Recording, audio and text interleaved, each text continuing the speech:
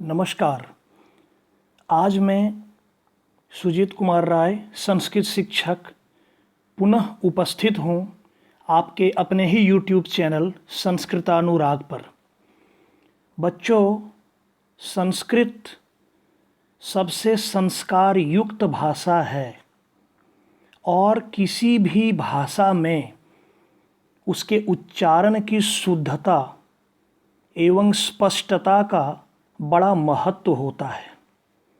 अतः आज का मेरा विषय है उच्चारण स्थान। वैसे तो हम लोग सभी वर्णों का उच्चारण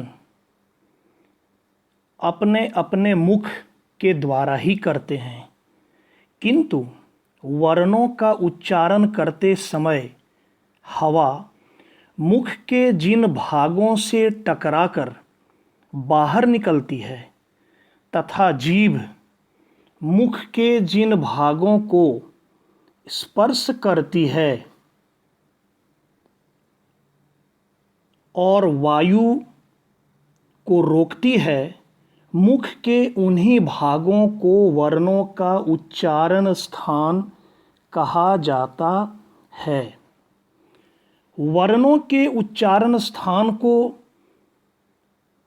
आज मैं बहुत ही रोचक एवं सरल विधि के द्वारा आपको समझाने का प्रयत्न करता हूँ।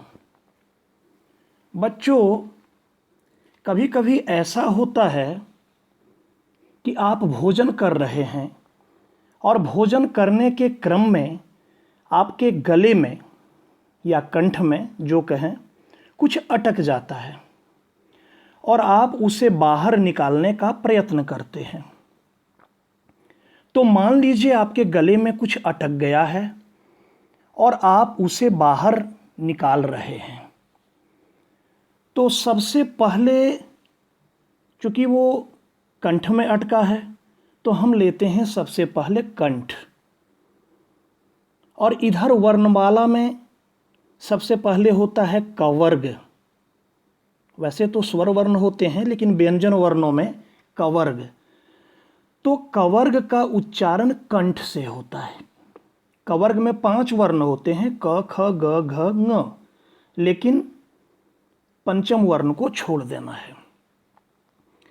कंठ के बाद जब आप निकालना चाह रहे हैं वो अटकी हुई वस्तु को, तो तालु के पास आता है। उसी प्रकार वर्णमाला में कवर्ग के बाद चवर्ग आता है। तो चवर्ग का उच्चारण होता है तालु से। तालु के बाद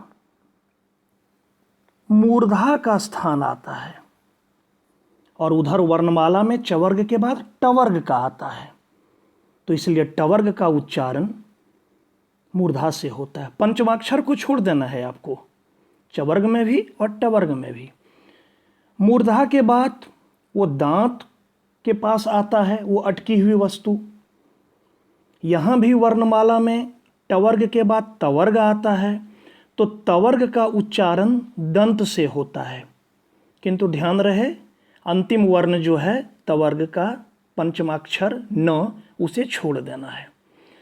अब वो अटकी हुई वस्तु आपके होठों की छूती है, होठ के पास आता है, और उधर वर्णमाला में तवर्ग के बाद पवर्ग आता है।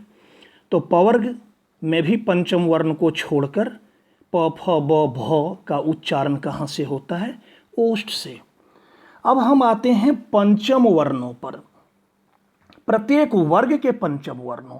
कवर्ग का पंचम वर्ण हो गया ङ, चवर्ग का य, टवर्ग का ण, तवर्ग का न और पवर्ग का मो।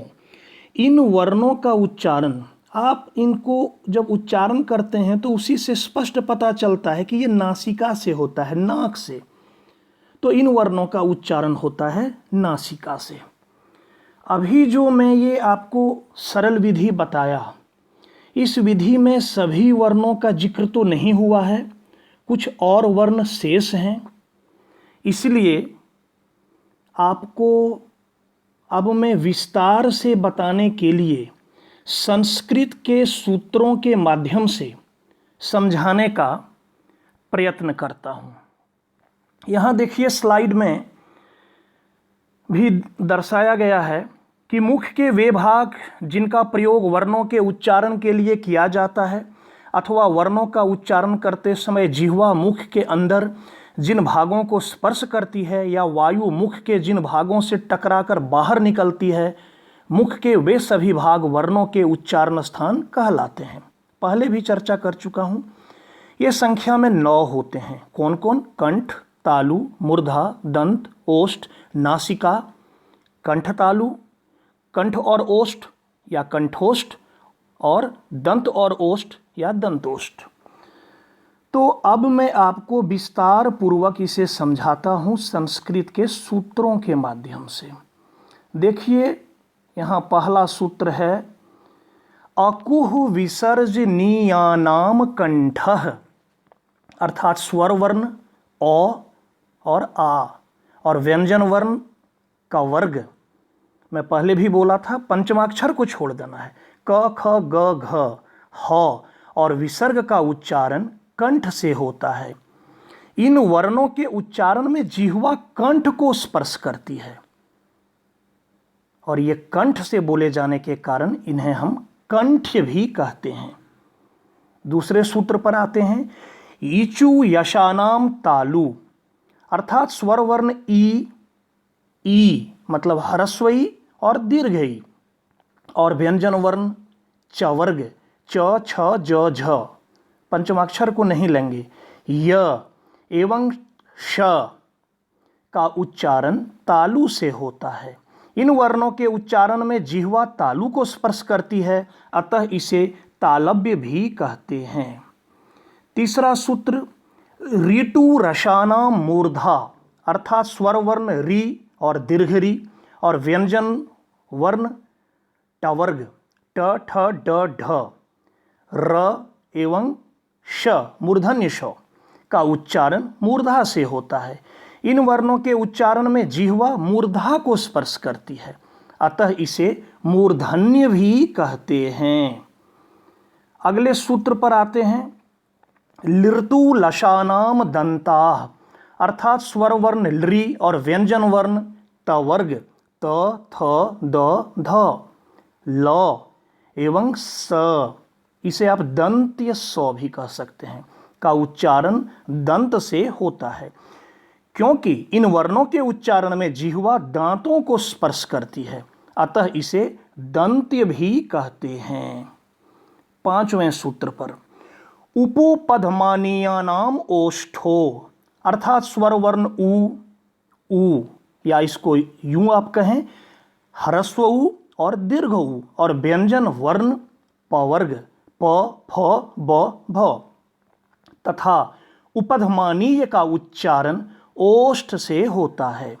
इन वर्णों के उच्चारण में जिह्वा के सहयोग से अधर एवं ओष्ठ, यहाँ मैं स्पष्ट कर देना चाहता हूँ, वैसे सामान्यतया लोग ओष्ठ या ओठ कहते हैं निचली और ऊपरी दोनों हिस्से को, किंतु निचले हिस्से का नाम होता है अधर एवं ऊपरी हिस्से का नाम होता है ओष्ठ। तो वही मैं लिखा हूं, अधर एवं ओष्ठ दोनों आपस में मिलते हैं और तत्पश्चात इन वर्णों का उच्चारण होता है, अतः इसे ओष्ठ्य भी कहते हैं। अभी तक मैं पांचों वर्गों में से आपको प्रत्येक का पंचमाक्षर छोड़ने के लिए कहा था। अब आते हैं छठे सूत्र पर, जो कि पंचमाक्षर के लिए है। यम गण नानाम नासिका च, अर्थात प्रत्येक वर्ग के पंचम वर्ण य म ङ ण न और अनुस्वार का उच्चारण नासिका से होता है। इन वर्णों के उच्चारण में अपने अपने वर्ग के उच्चारण के साथ नासिका से भी ध्वनि जो होती है वो मिल जाती है। मैं इसे स्पष्ट कर दूं, जैसे यों का उच्चारण कहाँ से होता है? तो यों आता है आपका चवर्ग में, चवर्ग का तालु से। तो तालु और नासिका से मिलता है। मो पवर्ग में आता है, इसका ओष्ठ से होता है, ओष्ठ और नासिका से मिलता है। ङ कवर्ग में आता है, इसका कंठ से होता है, कंठ और नासिका से मिलता है। ण ये टवर्ग में आता है, तो टवर्ग का कहाँ से होता है? मूर्धा से। तो ये मूर्धा और नासिका में मिलता है, और अंत में न ये तवर्ग में आता है। तवर्ग का उच्चारण दंत से होता है, तो दंत और नासिका में ये मिल जाता है, और मिलकर नासिका से इसका उच्चारण होता है। अतः इसे नासिक्य कहते हैं या अनुनासिक भी कहते हैं। तो आपको बोलना है कि यदि पूछा जाए कि पंचम वर्णों का उच्चारण कहाँ से होता है, तो नासिका से होता है। अब ए और आय के लिए देखिए सूत्र, ए दायित्व कंठ तालु। ए और आय का उच्चारण होता है कंठ एवं तालु से, दोनों से होता है, इसलिए इसे कंठ तालव्य भी कहते हैं। ओ दवतो कंठोष्ठम। ओ और औ का उच्चारण कंठ एवं ओष्ठ से होता है, इन दोनों से, अतः इसे कंठोष्ठम भी कहते हैं। अब वो वकारस्य दंतोष्ठम, वो का उच्चारण दंत और ओष्ठ से होता है, अतः इसे दंतोष्ठ भी कहते हैं। तो आपको मैंने दो विधि से समझाया, एक सूत्र के विधि से और दूसरा कि खाना खाने के दौरान यदि आपके कंठ में कुछ अटक गया है तो उस हिसाब से भी आप याद रख सकते हैं। वैसे उसमें सभी वर्णों का जिक्र नहीं हुआ था, लेकिन पांचों वर्गों का जिक्र हो चुका था, कवर्ग, चवर्ग, टवर्ग, तवर्ग और पवर्ग का। अब देखिए यहाँ स्लाइड में लिखा गया है कि नीचे दी हुई तालिका को ध्यानपूर्वक देखें एवं इसे समझने का प्रयत्न करें ताकि आपको आसान लगे। देखिए उच्चारण का तालिका यहाँ अलग अलग सबका बना दिया गया है, किसका कहाँ से होता है। आपकी और सुविधा के लिए देखिए यहाँ चित्र के माध्यम से भी समझाने का प्रयत्न किया गया है। चित्र है, चित्र में दिखाया गया है कौन स्थान क्या है, आप समझ सकते हैं। जैसे देखिए यहाँ सबसे नीचे में दिया गया है ओ आ कवर्ग ह, कहाँ से होता है? कंठ से होता है। वैसे ही सभी वर्णों का चित्र के हिसाब से भी दिया गया है। एक दूसरी तालिका भी यहाँ मैं दर्शाया हूँ, इसमें भी देखिए लिखा हुआ है कि कंठ से किसका होता है, तो स्वर में ओ आ, इधर कवर्ग हो गया, ह हो गया, इसको क्या कहते हैं? तो कंठ कहते हैं। ऐसे करके सभी वर्णों का इसमें इस तालिका में जिक्र किया गया है। तो दो तालिका और एक चित्र और एक जो मैं बताया कि आपके गले में कुछ अटक गया है उस हिसाब से, और एक विधि हो गया सूत्र। तो मैं आपको यहाँ कई विधियों के द्वारा समझाने का प्रयत्न किया, और यहाँ मैं कहना चाहता हूँ कि आपको जो विधि आसान लगे, आपको ज़रूरत है इसे याद रखने से, और परीक्षा में सही सही लिखकर आपको अच्छे अंक प्राप्त करना है। चाहे आप जो विधि से याद करें, इसे आप याद कर लें, जो आपको सबसे आसान विधि लगे। कोई ज़रूरी नहीं है, किसी को कोई विधि अच्छी लगती है तो किसी को कोई और विधि, तो किसी न किसी विधि से आपको इसको याद करना है। और मैं समझता हूँ आपको पूरी तरह से समझ आ गया होगा, आपको मेरा वीडियो अच्छा लगा होगा।